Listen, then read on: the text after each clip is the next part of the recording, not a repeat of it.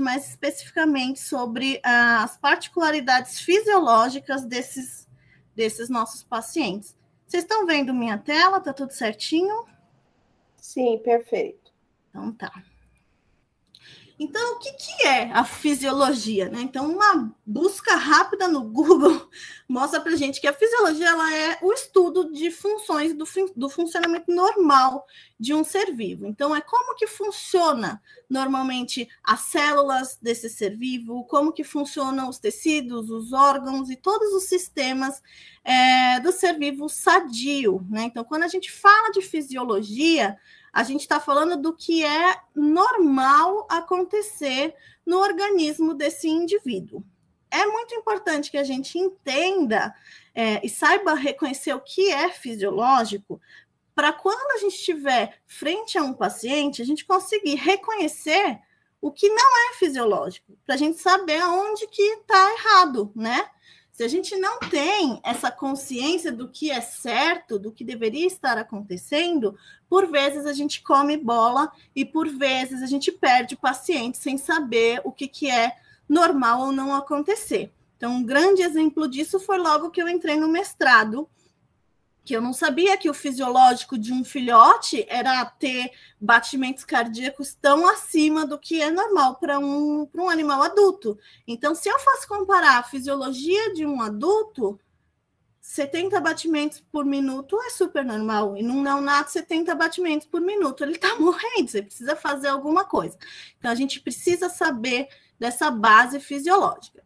E eu posso dizer que essas taxas de mortalidade neonatal em todas as espécies, elas são altas por conta dessa deficiência de conhecimento, porque quando não são causas de mortalidades infecciosas, são causas de mortalidade de erro de manejo ou de alguma coisa que a gente não conseguiu reverter.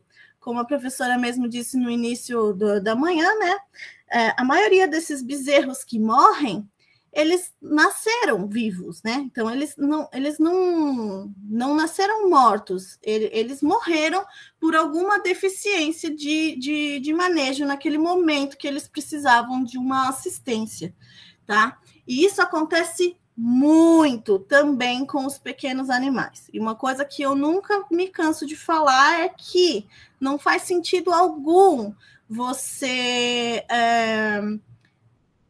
se dedicar a biotecnologias de reprodução, se dedicar a melhoramento genético, se dedicar a melhora genética de criação de cães, por exemplo, né? Falando mais sobre os animais de estimação, sendo que a gente ainda não acompanha a gestação e neonato como deveria. Então, a gente acaba dando muita atenção para o que vem antes da gestação, negligenciando o produto final, que é o neonato. Então, não adianta nada a gente fazer tudo antes se a gente não souber cuidar do que vem depois. E por conta disso, a gente tem muita perda econômica, né, com essas taxas de mortalidade neonatais muito altas, tanto em animais de produção, como nos pequenos animais, né, nos animais domésticos. Isso a gente precisa mudar urgentemente, tá?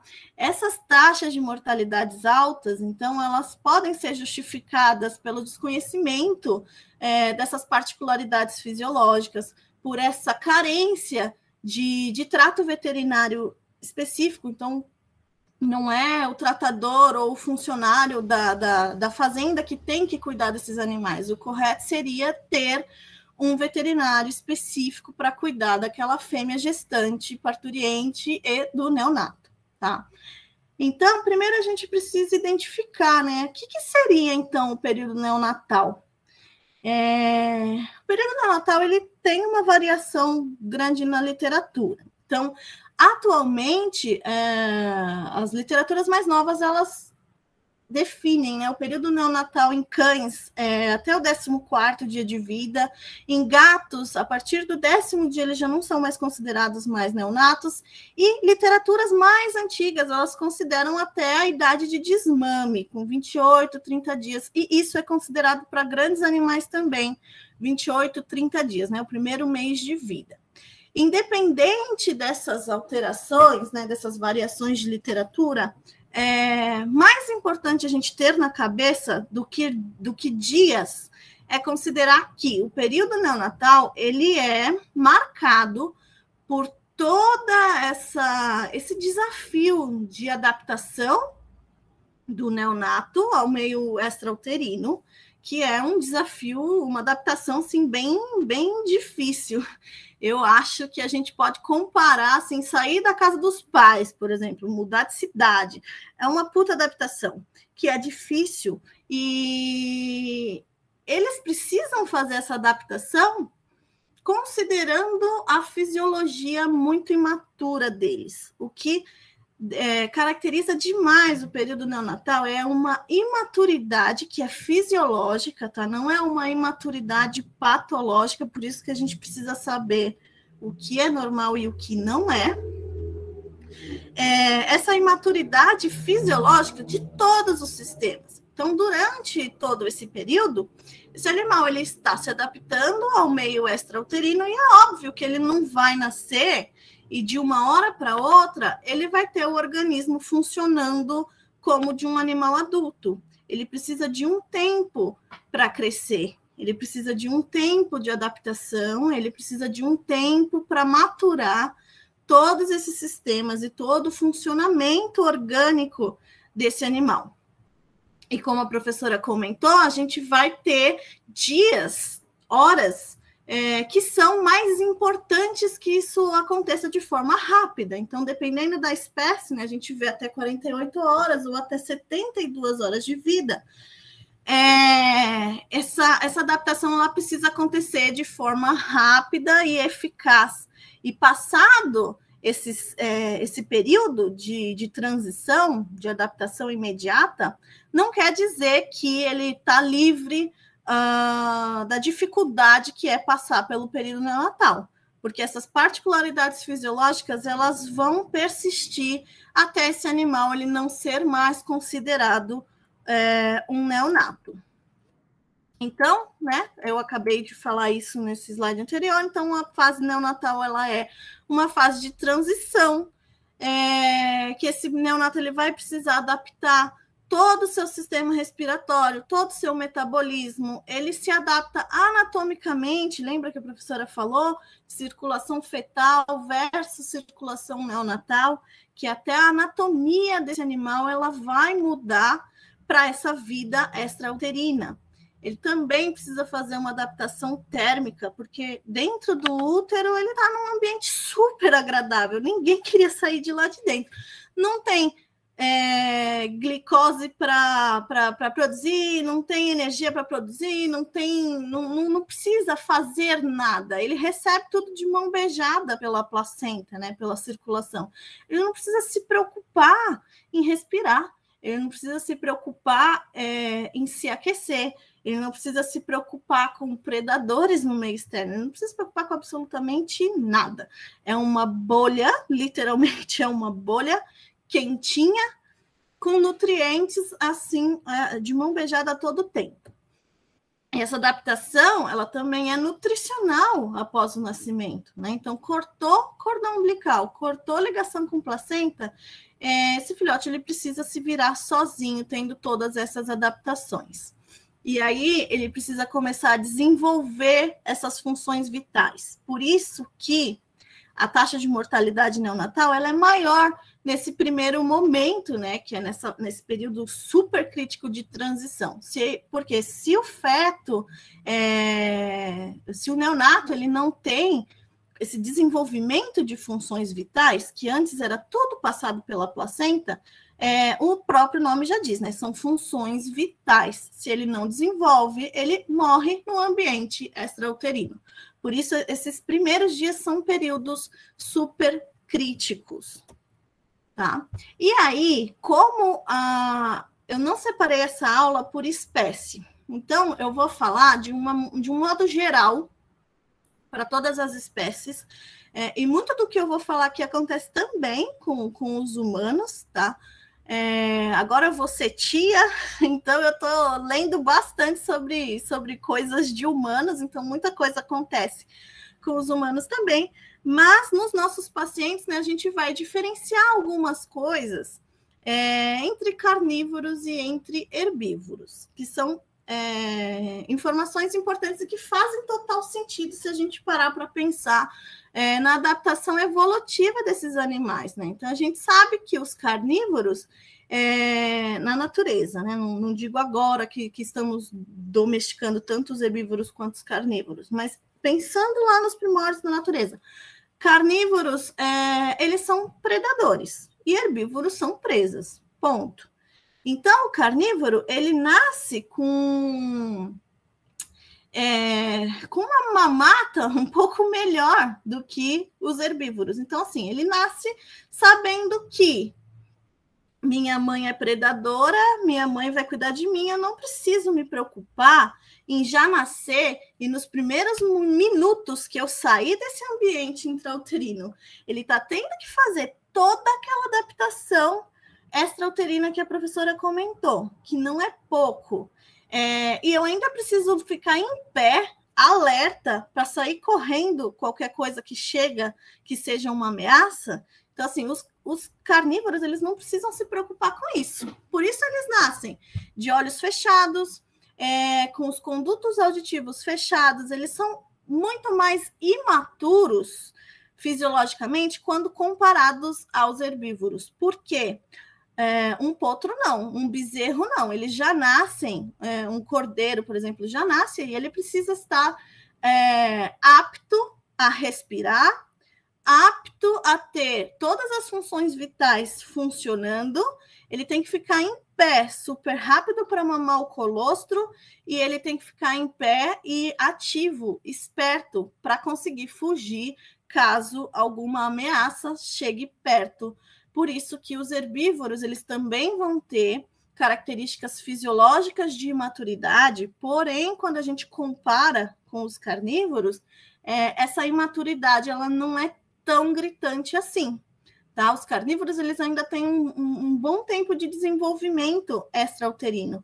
Isso tem a ver também com o tempo de gestação, né? Cadelas, por exemplo, têm em média 60 dias de gestação, enquanto éguas e vacas não, né? Então, esse tempo de gestação ele também é considerado, né,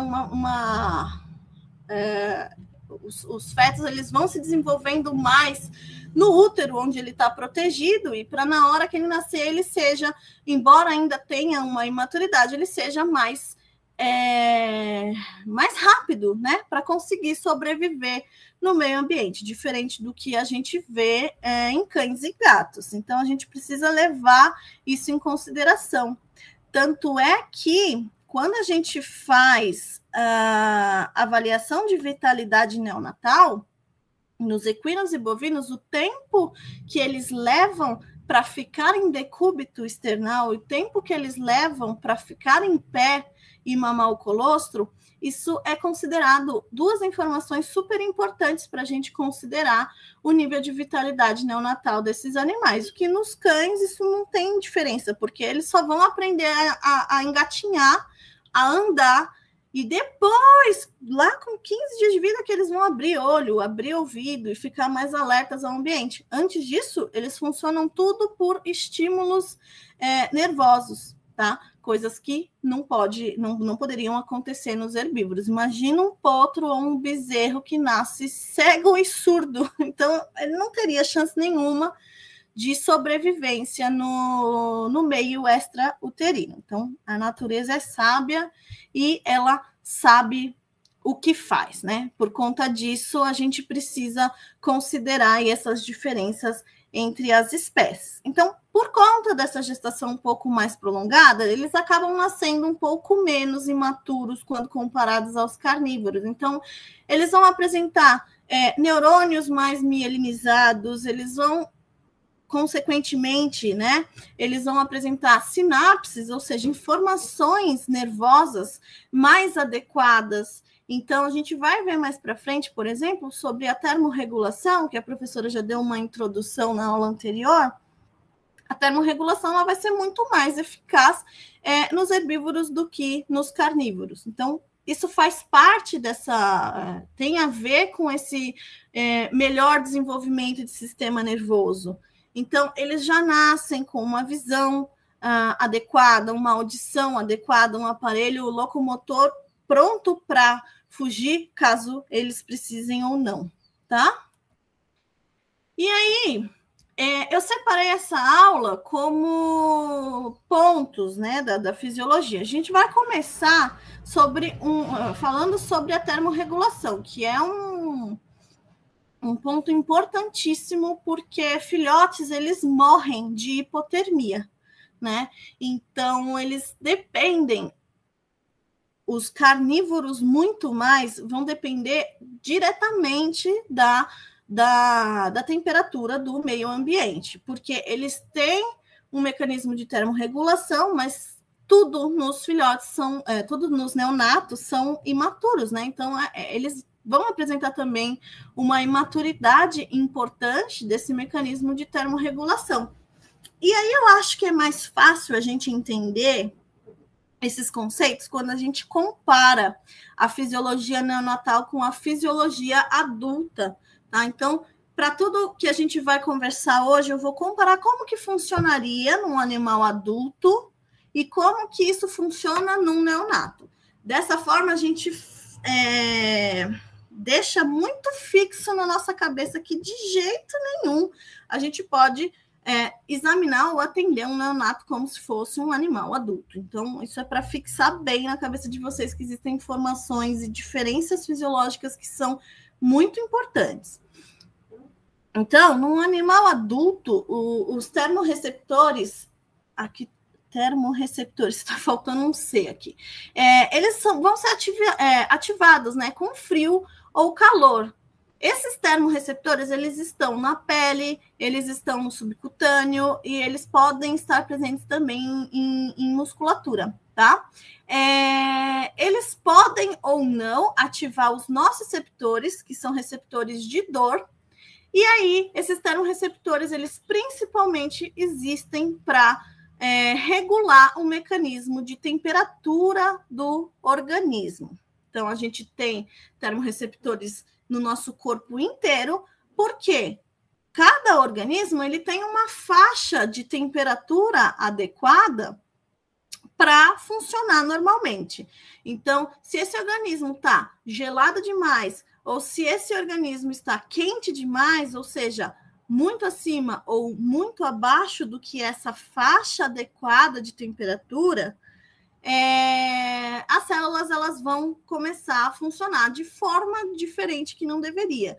Então, a maioria dos neurônios eles vão ser afetados por essa temperatura, porque muito gelado ou muito quente vai alterar a excitabilidade da membrana nervosa. Então, voltando lá para a fisiologia, não sei se vocês se lembram, mas para uma sinapse acontecer, para um estímulo nervoso acontecer, e quando a gente fala de um estímulo nervoso, a gente está falando do funcionamento inteirinho do nosso organismo. Então, a nossa respiração, mesmo que a gente não controle, funcionamento das nossas glândulas, funcionamento dos nossos órgãos, funcionamento que a gente controla, como movimento do corpo, pensar e fazer, isso tudo é determinado por essas sinapses, né? Por essas comunicações nervosas. E que para essa sinapse acontecer, a membrana celular ela precisa ter uma alteração de permeabilidade. Então, a membrana a célula que por dentro está em repouso, ela fica negativa, ela precisa ter um estímulo para mudar essa carga negativa de dentro, para ela ter esse start e começar a ter a sua sinapse com o próximo neurônio, para ter essa conexão que a gente tem do meio externo com o nosso sistema nervoso central. E esses neurônios, todos, eles vão ser afetados por isso, alterando essa permeabilidade de membrana. Então, mais quente fica uma membrana mais excitável, ou seja, mais fácil de excitar, de atingir esse potencial de ação. e mais frio fica uma membrana mais difícil de atingir esse potencial de ação. Por isso que o corpo de todo ser vivo ele precisa de uma faixa de temperatura adequada. Então, quando essa faixa não é respeitada, os termorreceptores eles vão transmitir essa informação via sinapse para o sistema nervoso central, para o sistema nervoso central ser ativado, né? Lá no hipotálamo a gente tem o mecanismo de termorregulação. Lá no hipotálamo a gente vai começar a ter respostas orgânicas para ter essa regulação de temperatura, dependendo se está muito quente ou muito frio, tá? Isso, então, acontece perfeitamente num animal adulto. Então, aqui é um exemplo, tá? A gente tem os termorreceptores cutâneos, aqui o ambiente. Então, quando esse termorreceptor ele recebe informações de um ambiente muito quente ou de um ambiente muito frio, e além desses termorreceptores, a gente tem os termorreceptores centrais também, eles vão mandar essa informação de muito quente ou muito frio para o hipotálamo.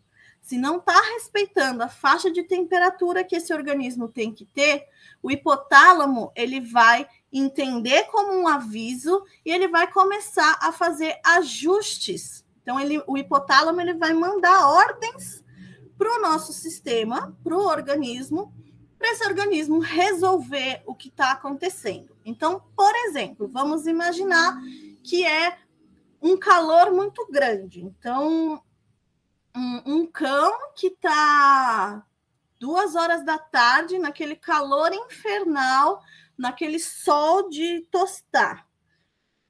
Esse cão, ele vai ter aumento da temperatura. E isso vai chegar para o hipotálamo dele. E aí ele vai falar, ó, resfria esse corpo aí, senão a gente vai morrer. Está muito calor, então dá um jeito. Então, o que o hipotálamo vai fazer? Ele manda sinais nervosos, tá? E o corpo ele começa a ter vasodilatação, por exemplo. A vasodilatação ela faz com que esse calor se dissipe através da pele. Então, sudorese, os cães, por exemplo, eles começam a ter sudorese pela língua, pelos coxins, para perder essa temperatura através da sudorese. Os cães eles vão começar a ofegar, eles controlam a temperatura, né, através do ofego. Tudo isso vai ser determinado lá no hipotálamo, tá? Agora, imaginando uma outra situação, um cachorro que vive num ambiente externo e está muito frio, né? Aqui em São Paulo sempre faz inverno que dá dó de ver animais e pessoas em situações de rua, porque realmente faz muito frio. O que o organismo desses animais, dessas pessoas tentam fazer em relação a isso? A gente perde essa faixa de temperatura adequada para o funcionamento do corpo e o hipotálamo vai entender, tá frio, eu preciso produzir calor, porque senão eu vou sucumbir à morte. E aí, então, no caso do hipotálamo, a gente faz no caso do frio, né? A resposta do ponto de ajuste da temperatura corporal vai ser uma vasoconstrição. Por quê? Fazendo vasoconstrição, a gente não vai perder tanto calor do nosso sangue, né? A gente não vai perder o calor da nossa circulação pro ambiente. E aí, atinge lá no hipotálamo o início de alguns reflexos que são importantes. O principal reflexo para a termorregulação é o reflexo de tremor. Quem nunca passou frio na rua, saiu para balada com aquela roupa curtíssima e tá lá na fila da balada e começa a ventar, começa a ficar frio e aí a gente começa a tremer. A gente se fecha e começa a tremer e bate o queixo de forma involuntária. Isso é um reflexo. Por que é involuntário? Porque vem lá do nosso hipotálamo. A gente não vai conseguir controlar, porque se a nossa temperatura está baixando, o corpo entende que tem alguma coisa errada funcionando e a gente começa a produzir calor pelo tremor. E aí, quando a gente vem aqui num animal adulto, eles conseguem fazer isso tranquilamente. Já num animal neonato, os herbívoros, né? os potros e os bovinos, eles têm esse reflexo, mas os carnívoros não. Então, por exemplo, cão e gato, se está com frio, eles não começam, os neonatos, né? Eles não vão tremer, eles não conseguem fazer essa produção de calor por tremor. Então, isso a gente compara novamente, né? Por que herbívoros têm a presença desse reflexo e os carnívoros não? Evolução aqui novamente, né? Os herbívoros, eles nascem aonde? No pasto, né?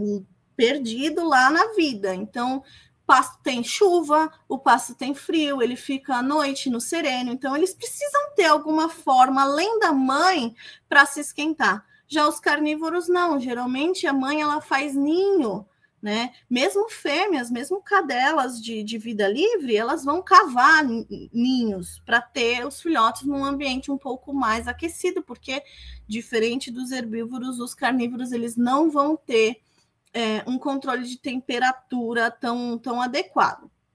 E uma outra forma de tentar termorregular, que a professora já explicou também, é fazer termogênese sem o tremor, e a principal parte de termogênese sem tremor é a queima, né? A oxidação da gordura marrom. Então, a gente tem dois tipos de gordura, que é a gordura branca e a gordura marrom. A gordura branca, ela vai servir mais como um isolante térmico, né? Então, quem tem a pancinha avantajada, a gente passa menos frio, porque ela serve como um isolante térmico, e a gordura marrom, através, né, da ação oxidativa lá daquela enzima UCP, ela vai transformar o conteúdo dessa gordura em ATP, em energia. Isso transforma-se em calor, tá? Os neonatos, eles apresentam, a maior parte do que eles têm de gordura é gordura marrom. Gordura branca eles não têm muito, e embora eles apresentem embora eles apresentem essa gordura marrom, ela não é eficaz o suficiente para manter esse animal aquecido por muito tempo. Então, eles têm gordura marrom, mas ela não é igual ursos adultos, por exemplo, que tem lá, fica o inverno inteiro gastando a energia daquela gordura. Não é assim. Então, eles têm o suficiente para não morrer num primeiro momento. Um primeiro momento, por exemplo, naqueles 3 primeiros dias de vida.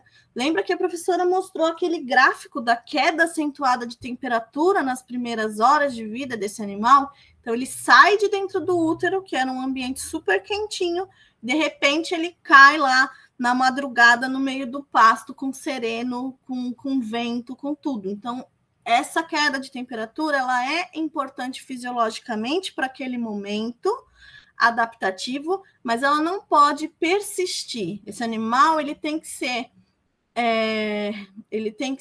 apto a manter de volta a sua temperatura normalizada, ou senão ele vai morrer de hipotermia.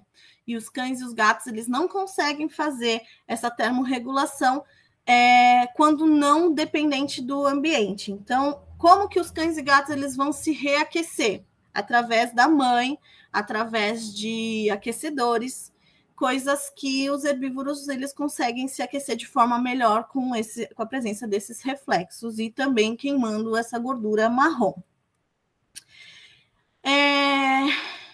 Coisas importantes aqui. Agora, falando da parte anatômica, que ajuda muito, potencializa bastante essa perda de calor para o meio ambiente, é a relação que existe de superfície corporal com massa corporal.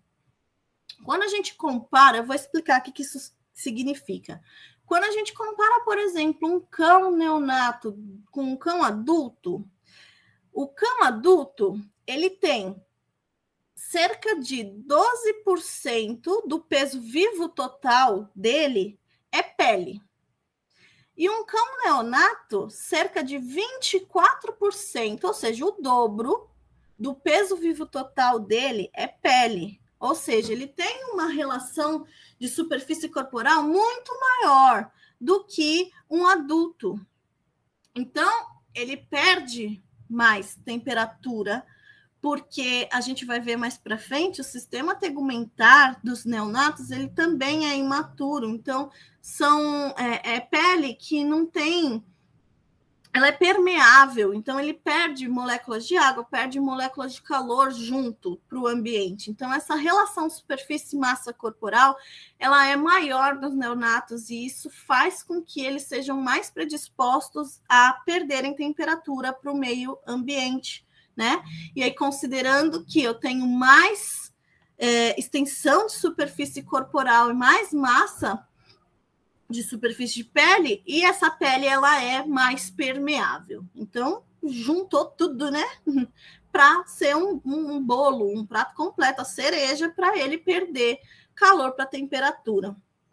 Então, aqui, né, o tecido adiposo também vai ser uma influência para essa perda de temperatura, porque não tem gordura branca e o tanto que tem de gordura marrom não é o suficiente para manter esse neonato aquecido por muito tempo. Reflexo de tremor é presente em algumas espécies, mas nos carnívoros não.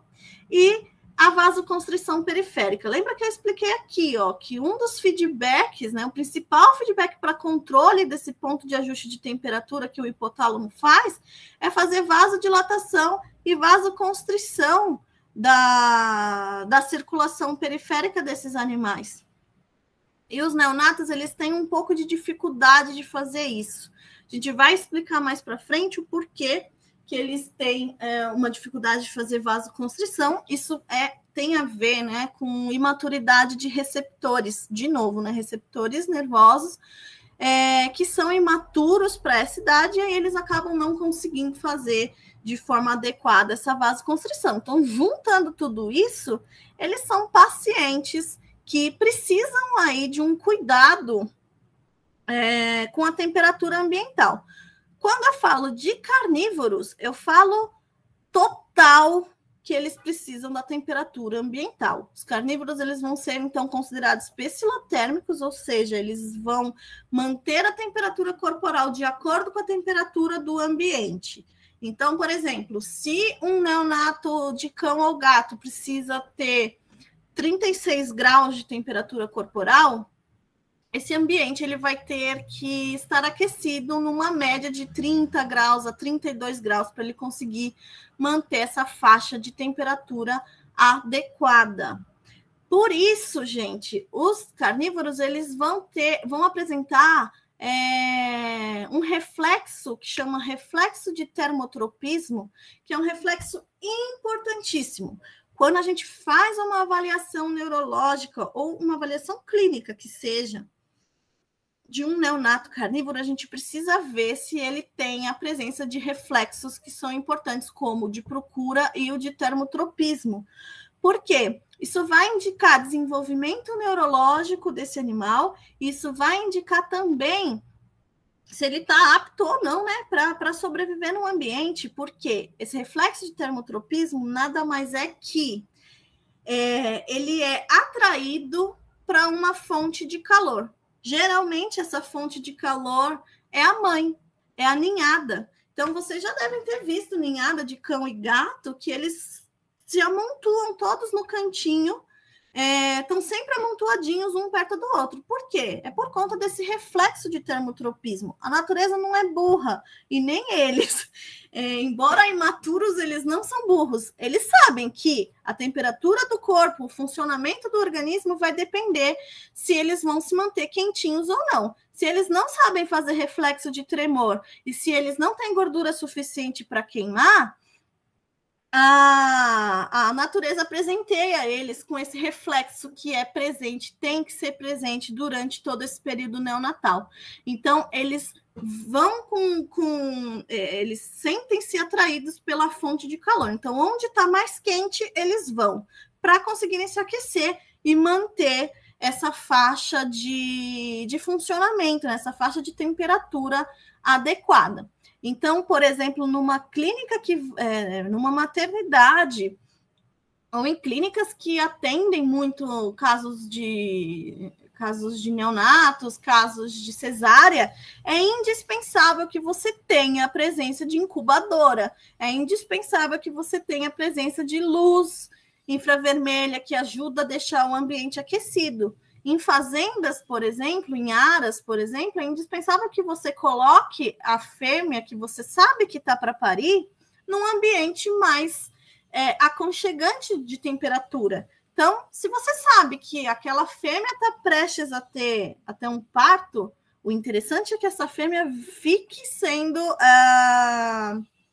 acompanhada, né? 100% do tempo. Mas o mínimo é você dar um ambiente adequado para essa fêmea ter esse trabalho de parto para o feto, para o filhote, né? O neonato não perder tanta temperatura assim ao nascimento.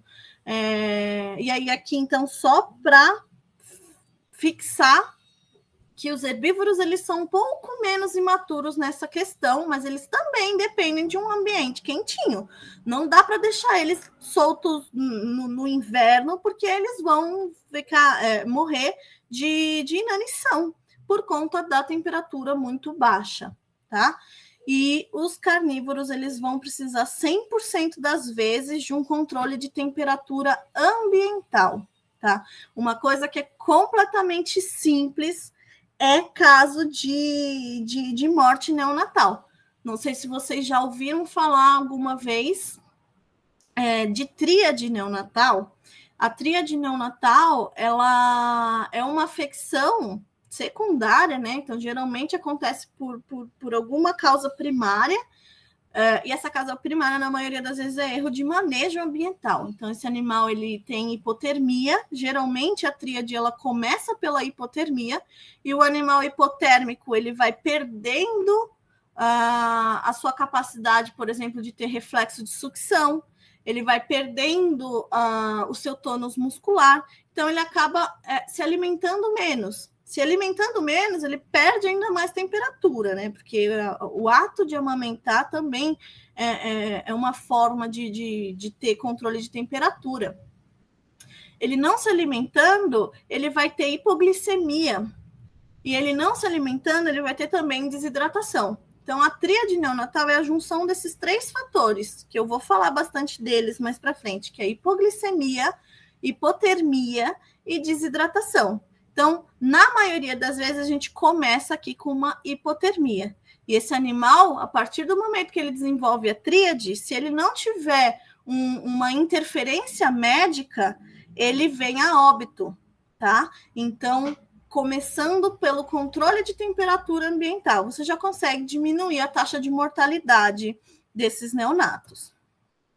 Então, aqui, a professora mostrou o gráfico da queda de temperatura dos bezerros, né? Aqui eu vou mostrar para vocês o gráfico do meu mestrado, que a gente comparou os neonatos que nasciam de cesárea e de parto normal. Então, aqui, em pontilhado, a gente vê os neonatos que nasceram por via vaginal, e aqui, na linha contínua, né, a gente vê os neonatos que nasceram por cesariana eletiva.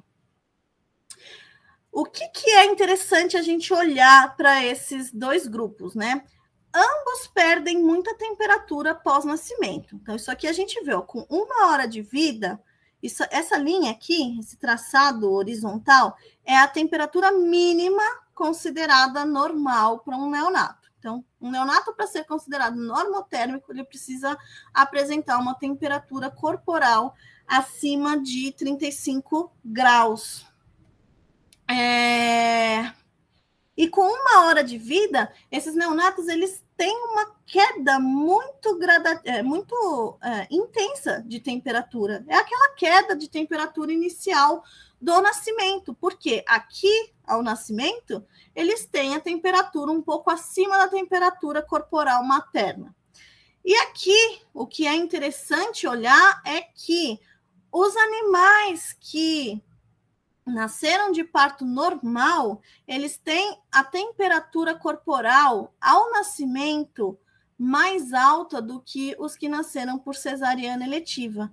Isso aqui, a gente consegue atribuir essa diferença porque na cesariana, muitas vezes, né, a mãe ela também está com uma temperatura corporal mais abaixo do que deveria. Está no centro cirúrgico, com o ar-condicionado ligado, está no centro cirúrgico anestesiada. A anestesia é um fator que diminui mais ainda a temperatura corporal desses animais. E aí, se eles regulam a temperatura de acordo com a temperatura materna, se aqui a mãe tem uma temperatura corporal menor, eles também vão apresentar uma temperatura corporal menor. E se aqui a gente vê 12 horas pós-nascimento, né? Agora, no doutorado, eu avalio um meio termo, que é 6 horas de vida, e a gente já consegue ver a diferença também. Com 6 horas de vida, ele já tem regulado a sua temperatura 100% por conta do nosso controle de temperatura ambiental que a gente tem no nosso laboratório. Vocês vão ver na semana que vem que a gente tem 2 incubadoras, tem 1 milhão de tapetes térmicos, então a gente precisa dar para esses neonatos uma temperatura ambiental adequada para que eles consigam manter uma temperatura ok para o seu organismo funcionar. E aí, quando essa temperatura ela não é respeitada, existem graves consequências, né? Então, uma das consequências principais da hipotermia é esse animal aumentar o metabolismo para tentar queimar aquela pouca gordura que ele tem, tentar manter a sua temperatura normal, mas ele meio que nada contra a maré, então ele acaba gastando a sua reserva energética, ele acaba gastando tudo aquilo, ele diminui todos os seus estímulos de alimentação e ele acaba desenvolvendo um quadro de hipoglicemia, que é um quadro bem grave para os neonatos. A temperatura baixa também faz com que tenha diminuição de absorção intestinal, principalmente das imunoglobulinas.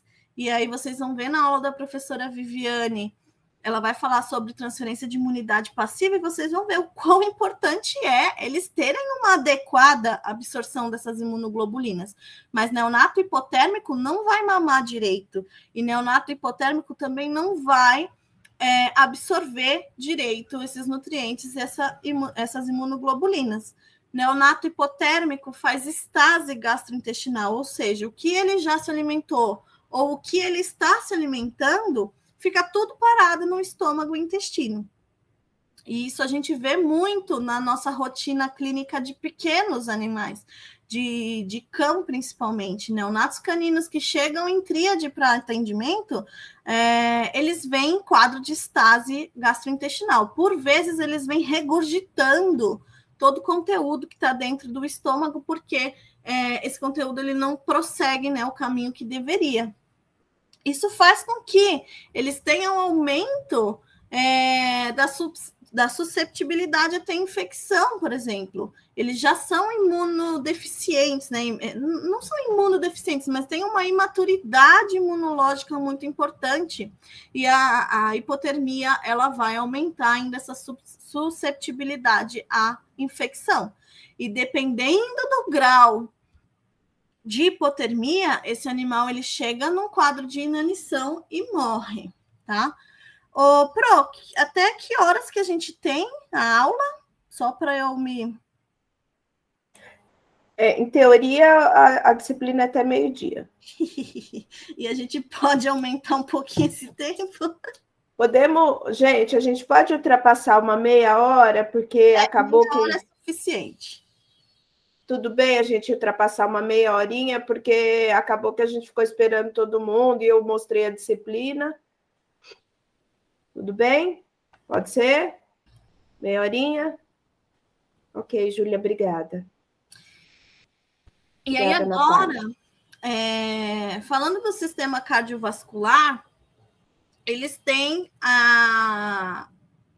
os neonatos eles vão apresentar um sistema cardiovascular que ele é menor em pressão, né? Então, a pressão sanguínea ela é menor, ela, por conta dessa pressão sanguínea ser menor, ela tem menos resistência vascular periférica para passar esse sangue, né? Porque ele precisa fazer uma perfusão tecidual e orgânica. Então, esse sangue que tem menos pressão, ele precisa chegar nos órgãos vitais e também nas extremidades. Então, por isso que tem uma resistência vascular diminuída. E, além disso, eles têm a presença aí de uma frequência cardíaca muito maior do que de um animal adulto. Eles precisam dessa frequência cardíaca mais alta para conseguir fazer essa perfusão tecidual adequada, tá?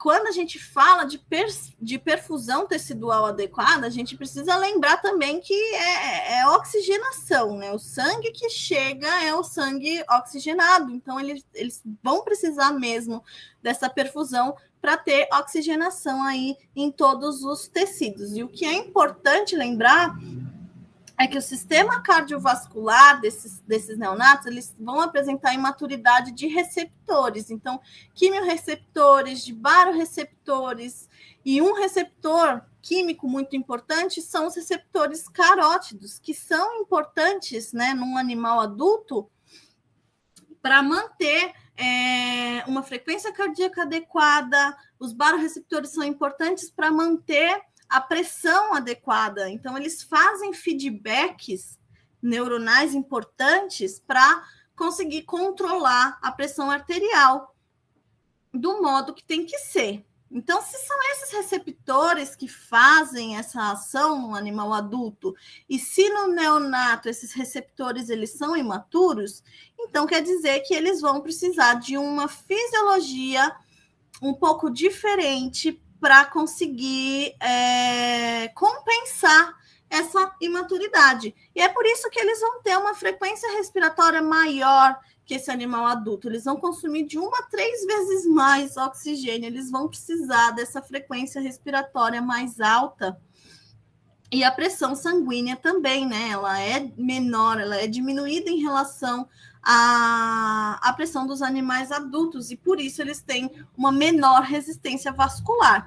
Porque se minha pressão é baixa, eu não posso ter um vaso resistente, porque a minha pressão ela não vai ser forte o suficiente para passar esse vaso e chegar onde tem que chegar.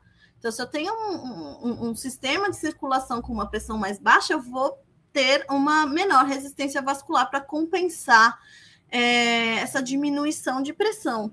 E aí, a frequência cardíaca maior também é para ter essa compensação. Se eu tenho pouca pressão, eu preciso de mais sangue circulante. Aí o coração ele vai bombear mais sangue nesse período, até ele começar a se igualar, né, a fisiologia vascular de um animal adulto.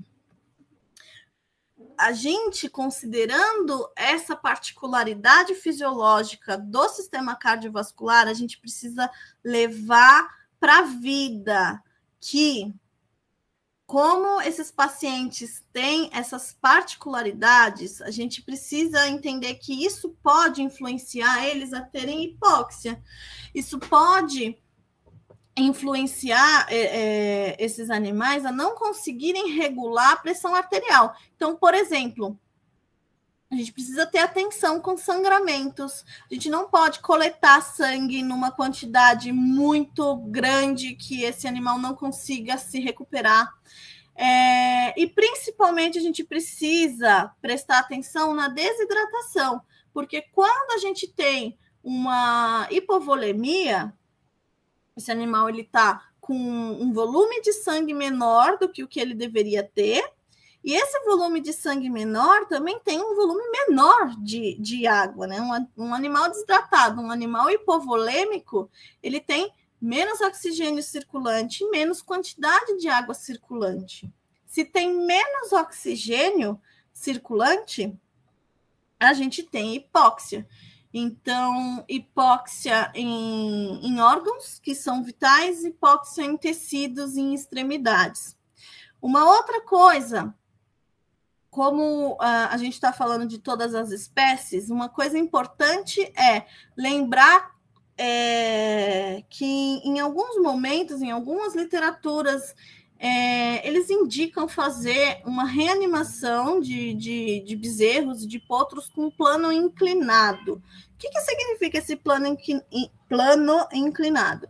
é você ter esse animal inclinado de cabeça para baixo para conseguir drenar mais esse líquido de via aérea superior. Coisa que eu não acho que é interessante, porque esse bezerro, que por vezes já pesa uns 40 quilos, imagina todos os órgãos de cavidade abdominal comprimindo em direção ao pulmão.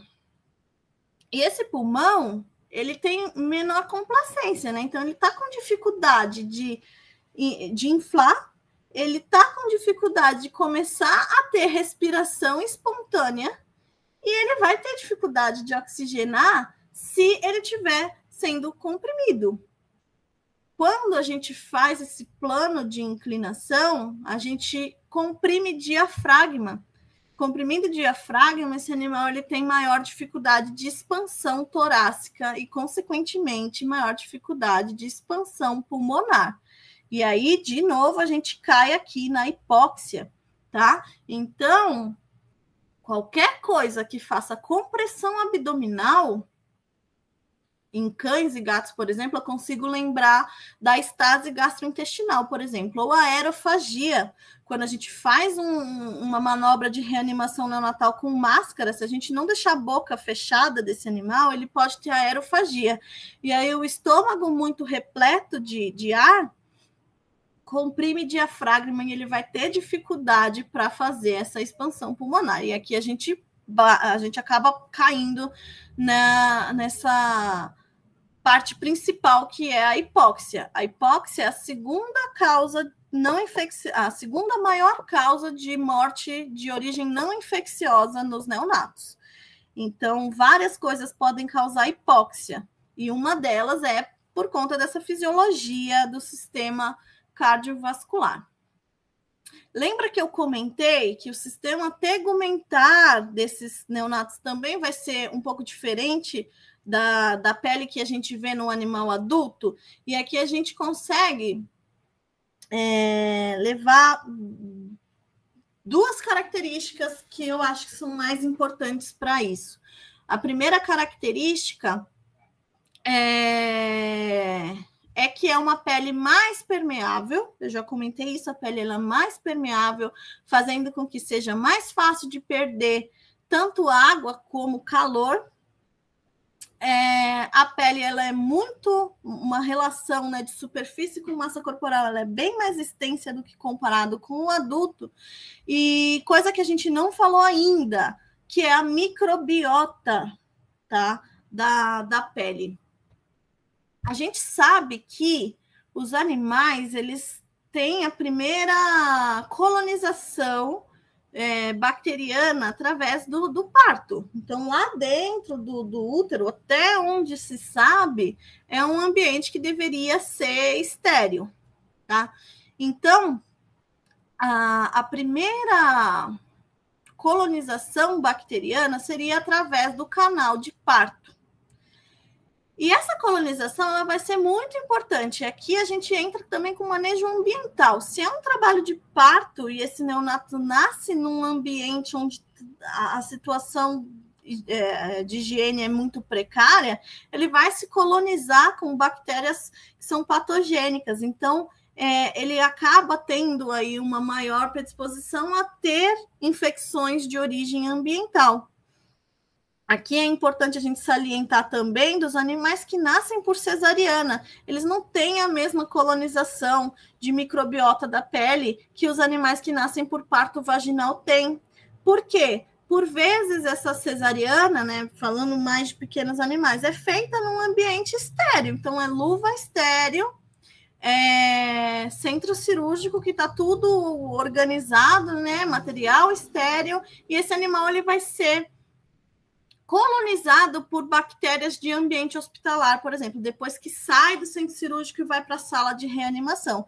E em humanos já existe bastante estudo publicado que essa alteração de colonização bacteriana da pele, né, da microbiota da pele, de neonatos que nascem por cesárea e de neonatos que nascem de parto normal, eles influenciam demais na imunidade da vida infantil e adulta desse neonato em questão, tá? Então, isso é uma coisa que a gente tem discutido bastante, né? Discutido um pouco mais na medicina veterinária, se isso também tem influência. Provavelmente tem sim influência no tipo de parto que a gente tem dos nossos pacientes. Então, é importante salientar que essa pele ela tem que ser colonizada. E aqui, né, mais um tópico falando do tecido adiposo. A gente já falou bastante sobre esse tópico. Então, aqui é uma foto de uma necrópsia de um neonato de 5 ou 7 dias, se eu não me engano. Então, a gente vê que no subcutâneo pouco se vê de gordura, tá? Então, não se sabe se esse neonato ele já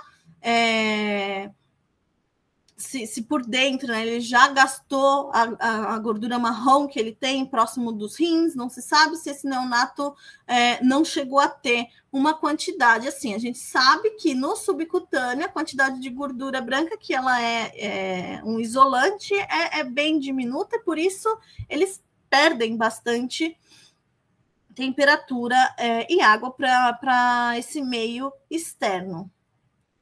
Guardem essa informação da microbiota da pele, que a gente vai falar disso um pouquinho mais para frente, quando eu for falar da imunidade. Considerando esses pontos da fisiologia do sistema tegumentar, o que a gente tem de coisas ruins que podem acontecer para esse neonato de acordo com essas características fisiológicas? Eles são mais predispostos à desidratação também por conta dessa conformação de pele, mais predispostos a ter hipotermia por conta dessa pele e também mais predispostos a ter infecções se essa pele não for colonizada de forma adequada, tá? Então, a pele ela vai precisar de uma barreira, uma microbiota que faça uma barreira de defesa imediata para essa pele. Então, se essa pele não for colonizada de forma adequada, são neonatos que mais para frente vão ter muito mais chances de desenvolver quadros infecciosos. Já o sistema urinário também vai ser imaturo, tudo vai ser imaturo. Então, num animal adulto, num paciente adulto, para quem não lembra, esse é o nosso querido amigo néfron. O néfron, ele é a parte funcional do rim.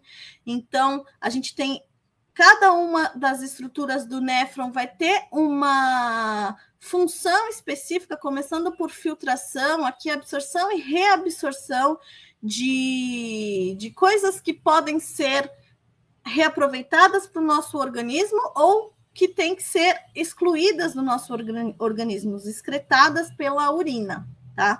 Isso tudo, o nosso sangue, né, ele vai chegar aqui pela arteríola aferente e vai começar a ter a filtração desse sangue que vai passando por todas as estruturas do glomérulo. Num animal adulto, por exemplo, bovinos, eles podem apresentar até 4 milhões de néfrons por rim. E isso vai variar de acordo com as espécies, tá? O que eu gostaria de mostrar para vocês? Que isso aqui é o tanto de néfron que vai ter num rim adulto. No rim neonato, a gente não tem essa quantificação ainda, mas o que a gente consegue comparar no rim neonatal, que isso já está muito mais do que bem estabelecido e publicado, que esse rim ele vai ter um menor fluxo sanguíneo que chega aqui, pela arteríola aferente. Por que vai ter um menor fluxo sanguíneo? Porque eu já não comentei que eles têm essa fisiologia cardiovascular de um fluxo sanguíneo menor, uma pressão sanguínea menor. Então, chega menos sangue pela arteríola renal quando comparado com um animal adulto. A nefrogênese no neonato ela é incompleta. O que isso quer dizer?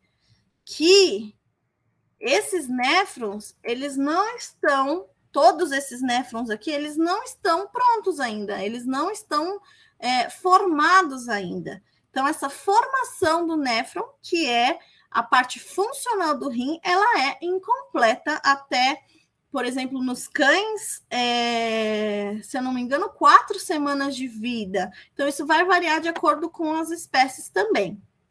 Por conta desses néfrons ainda estarem incompletos, é óbvio que ele vai ter uma função renal diminuída, né? Então, vai ter menor taxa de filtração, porque chega menos fluxo de sangue, porque tem menos néfron para filtrar, menor taxa de absorção, porque tem menos néfron para absorver, e ele também tem uma baixa capacidade de fazer concentração urinária, porque o néfron não é maduro ainda.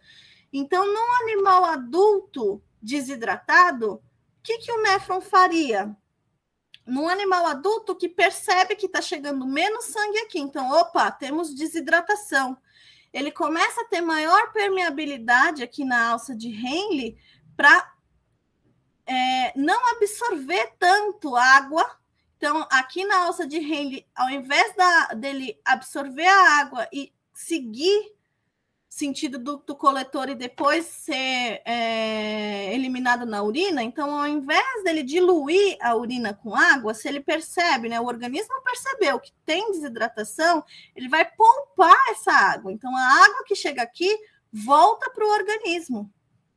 E aí ele faz um mecanismo de concentração urinária. Por isso que olhar a coloração de urina é um indicativo, né, para você ver se esse animal está desidratado ou não.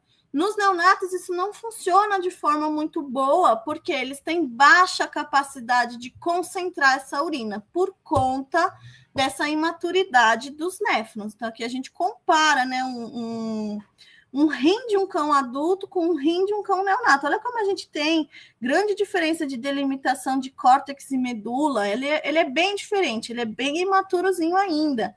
E isso estimula esse animal a ter desidratação de novo. E o problema da desidratação de novo é a hipóxia. Coloquem isso sempre na cabeça de vocês. Claro que é falta de água no corpo também, mas a hipóxia é o mais grave, porque desidrata, diminui volemia, diminui oxigenação e hipóxia, tá? Outra coisa que é importante é que nunca a gente vai fazer uma terapia medicamentosa para um neonato como a gente faria num animal adulto. Existem muitas medicações que no próprio adulto são nefrotóxicas e no neonato a gente não pode jamais usar nada que seja nefrotóxico. Por quê? Se é nesse momento que ele está fazendo nefrogênese, se eu utilizar uma medicação sem saber se é seguro ou não, eu acabo com essa maturação renal desse paciente. Então, esse paciente, por conta da imaturidade renal, ele vai ser mais predisposto a ter nefrotoxicidade e desidratação. Aqui, sistema hepático também vai ser imaturo, né? Todos os sistemas. O que eu gostaria que vocês lembrassem? A professora comentou disso, e como a gente está um pouco atrasado, eu vou passar bem por cima dessa parte hepática. Mas a gente lembra que num adulto que fica muito tempo sem fonte energética, vulgo comida, ele fica muito tempo sem se alimentar, está em jejum, ele vai ter um mecanismo. Então, assim, eu estou em um longo período de jejum, eu vou apresentar uma hipoglicemia, porque eu estou há muito tempo sem comer. Quando o pâncreas desse animal adulto, ele sente que tem hipoglicemia, tem uma quantidade de glicose mais abaixo na circulação, ele estimula as células alfas do pâncreas a produzir o glucagon. O glucagon, ele é um hormônio com função oposta à insulina. Então, enquanto a insulina ela é liberada quando tem hiperglicemia, então a gente come, o pâncreas vai liberar insulina, né? As células beta do pâncreas vão começar a liberar insulina, porque a insulina vai fazer assim: olha, uma molécula de glicose, tem bastante glicose nesse sangue, não está precisando de tanta glicose assim. Então, eu vou pegar essa molécula e vou estocar ela no fígado. Eu vou pegar essa molécula e vou estocar ela no músculo. Eu vou pegar essa molécula e vou fazendo estoque, porque uma hora esse organismo ele vai precisar disso. E aí chega essa hora onde ele precisa, fica um longo período de jejum por, sei lá, qualquer motivo. Ficou em jejum, aí o pâncreas fala, tá na hora de gastar aquela glicose que a gente guardou, né? Quem guarda sempre tem. Então, existe o estímulo, né, das células alfa para produzir o glucagon. E o glucagon, ele vai fazer o oposto. Então, ele vem aqui no fígado e vai degradar essa glicose que foi guardada junto com o glicogênio, e ele vai degradar esse glicogênio, liberando essa molécula de glicose, fazendo uma nova molécula para a circulação sanguínea. Isso acontece muito bem num animal adulto sadio.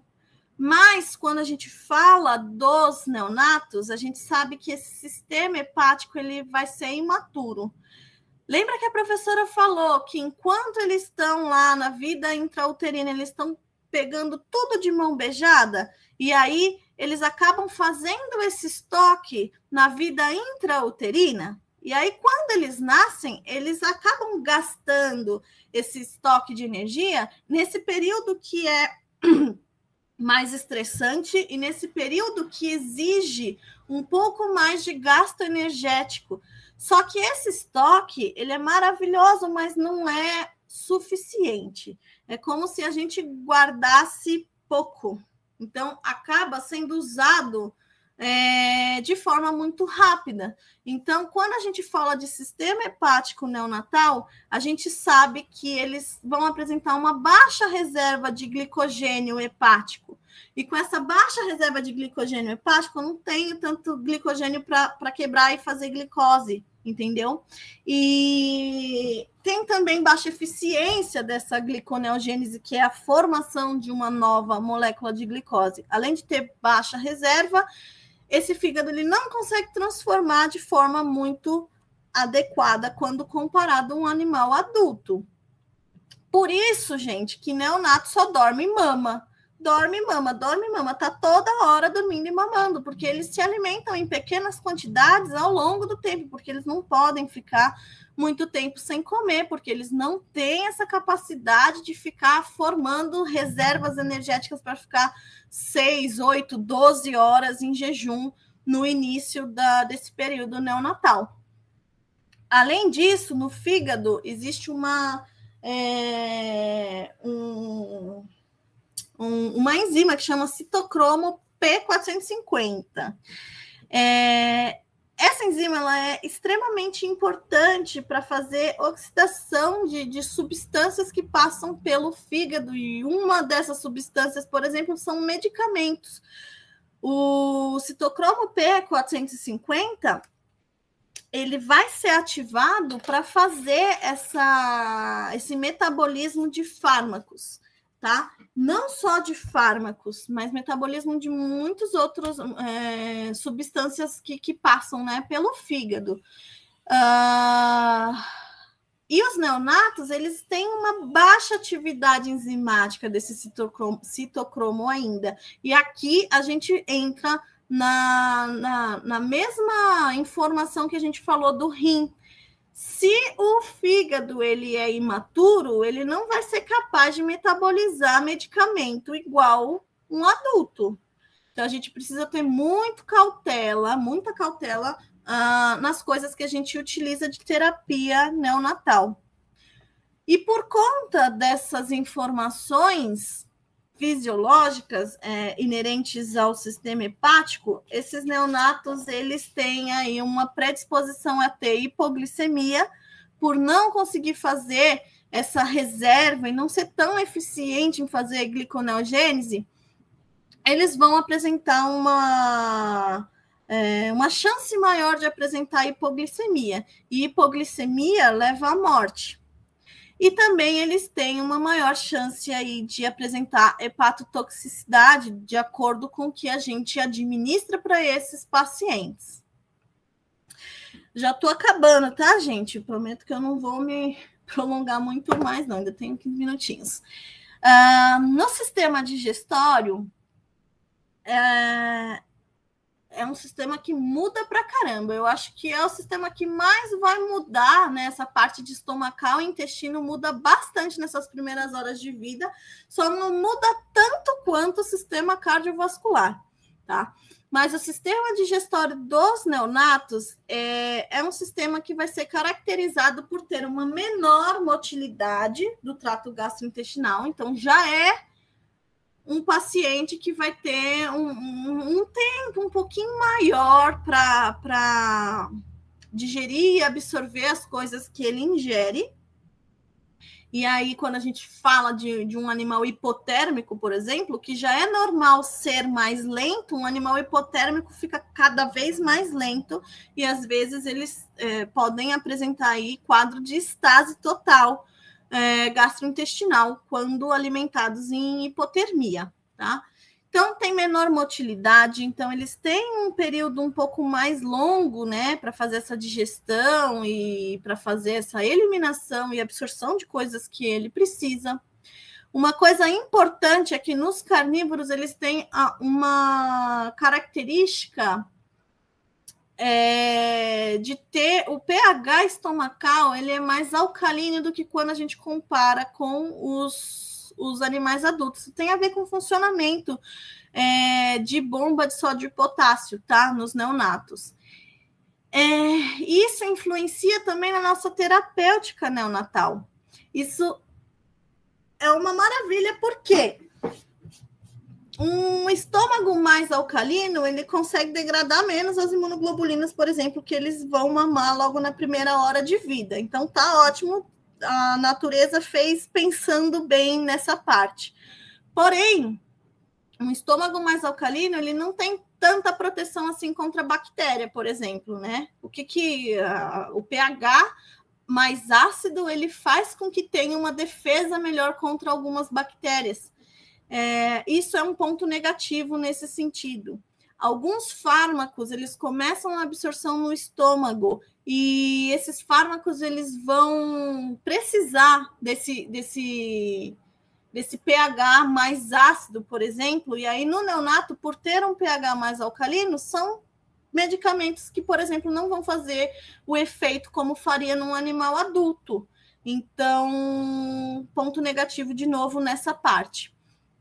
E considerando também o que muda muito no sistema digestório desses animais, é que eles nascem com uma permeabilidade intestinal muito diferente da permeabilidade que a gente tem depois do nascimento. Isso a professora Viviane, eu acredito que ela vai falar um pouco melhor sobre essa questão, porque isso tem tudo a ver com a transferência de imunidade passiva colostral, né? Então, eles ingerem o colostro, o estômago alcalino, ele não vai degradar as imunoglobulinas, então essas imunoglobulinas, elas prosseguem até o intestino, e no intestino, eles vão, lá na parede intestinal, vai ter a presença de receptores específicos para essas imunoglobulinas e uma permeabilidade de células que fazem essa absorção de forma muito adequada. Por isso que neonato nasceu, o ideal é que mame o colostro praticamente de imediato, porque conforme as horas de nascimento, essa permeabilidade intestinal ela vai mudando. E conforme a alimentação desse animal, essa permeabilidade ela vai se alterando. E aí, se você demora muito para fazer a colostragem, ele vai absorver menos imunoglobulina do que deveria. Isso é muito interessante lembrar em casos, por exemplo, de animais órfãos. Antes da gente dar um sucedâneo de leite, por exemplo, a gente precisa se preocupar em tentar administrar algum sucedâneo de colostro, porque depois que a gente dá a primeira alimentação, toda essa permeabilidade gastrointestinal, ela muda, e aí depois fica mais difícil desse animal absorver as imunoglobulinas. E aqui também a gente tem a danada da colonização bacteriana. O intestino, ele tem bactérias, né? A microbiota intestinal, ela é extremamente importante para a imunidade na vida adulta e neonatal também desse paciente. Então, esse intestino, ele precisa ser colonizado de forma adequada, geralmente é colonizado por bactérias que vêm do próprio leite, né, do colostro e dos tetos da mãe. Por isso que a higiene ambiental é muito importante. Ter um controle sanitário dessas fêmeas é muito importante.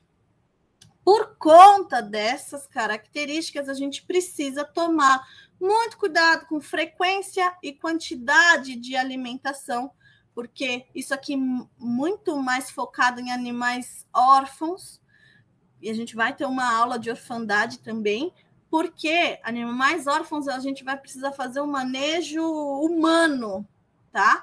Que vai ser completamente diferente do manejo maternal, porque lá na mãe ele mama de pouquinho em pouquinho toda hora. O manejo humano não, a gente vai tentar fazer maior quantidade, maior intervalo de tempo. E aí a gente precisa respeitar muito a quantidade que cabe naquele estômago daquele animal. Lembrando que eles vão apresentar menor motilidade, tá? Então, se eu colocar uma quantidade muito grande, quando chegar no próximo horário de alimentação, ele ainda nem vai ter digerido. E aí isso acaba compactando estômago e intestino. Isso é muito ruim, né? O animal ele não consegue fazer aproveitamento dos nutrientes e absorver adequadamente o que ele precisaria. Tomar cuidado, então, com a estase gastrointestinal nesse sentido. Muito importante considerar a transferência de imunidade passiva, considerando o tempo, né, de permeabilidade intestinal e a colonização bacteriana.